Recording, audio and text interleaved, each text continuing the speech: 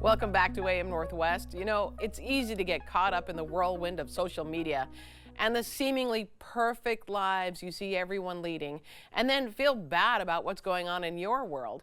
Here to share how to kick the cycle of comparing yourself to others, we welcome back our confidence coach, Laure Redmond. Great to see you. It's been a bit. It's so good to be here, truly. Okay, so let's talk about this. You say when it comes to other people, we shouldn't be thinking of their successes are not my failures. I feel so passionate about this topic because it's taken over a lot of the younger people that are trying to find their way in the world. And it's for all people. The comparative mindset is just very painful. And often I think right under it is the thought that someone else's success means you're failing. Correct. So one thing to just kind of get on track with these tools is to remember that their success has nothing to do with you failing.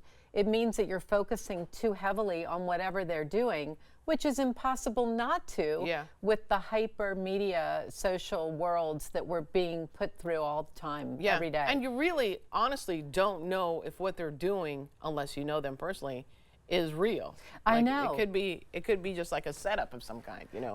I agree, and yet this whole compulsive nature of looking at other people's imagery is often not true, but it doesn't change the suffering within the comparative mind. You say to increase your cache of pleasure. Yeah, and I've thought a lot about this because I think pleasure follows value. And I don't know where value lives for each human on the planet, but if they're thinking of their own value in the world, which could mean what is meaningful, what makes you feel sustained, what motivates you, that automatically leads to more pleasure, which makes you forget about everybody else. But it's often not what someone's putting their time and focus into. So it's a great little exercise to just kind of think about, what am I curious about? What do I want more of in my life?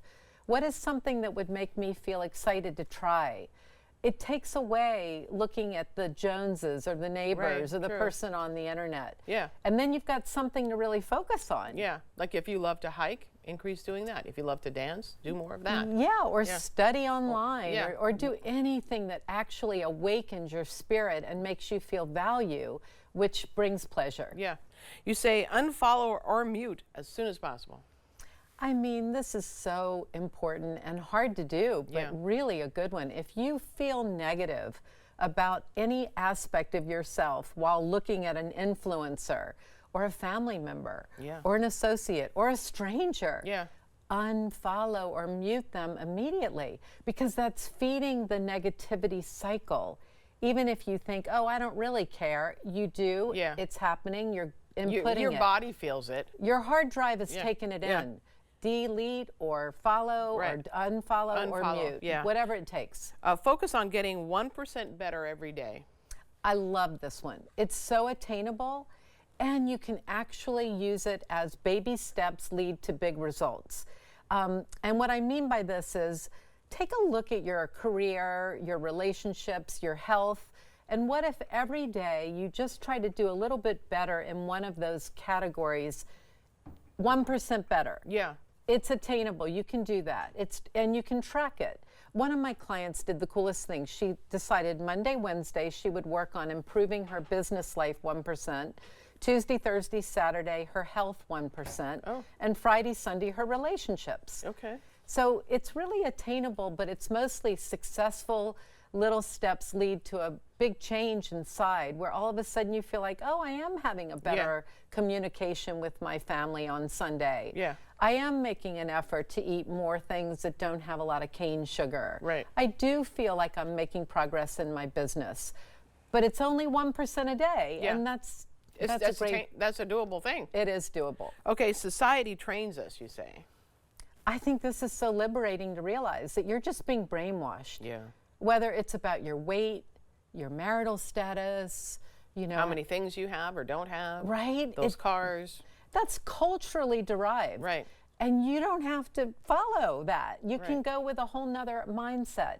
it's so wonderful to realize, and I love Pamela Anderson for this. Yeah. The whole non-makeup thing, Right. like, oh, I don't have to wear makeup. Yeah. Oh, I can wear these glasses and I don't have to put on mascara. Yeah.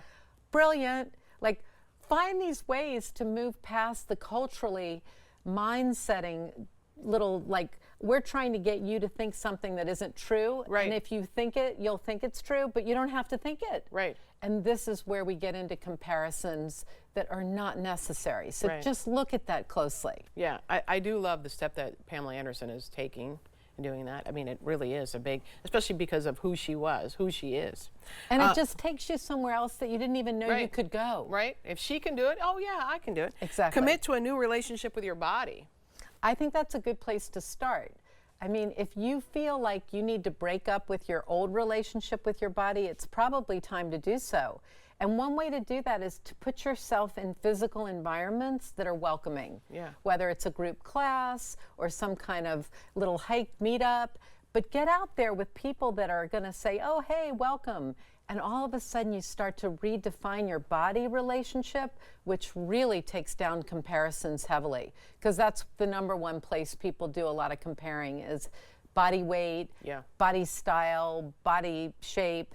So go get your body into a new relationship with itself and Yeah. see what happens. All right, we're going to suggest that everyone go to our website if you'd like to see the last tip that we have when comparison goes right. Laure Redmond, thank you so much. Happy Friday. Happy Jinx. Friday. All right, Yay. we'll be right back with more AM Northwest. Don't go away.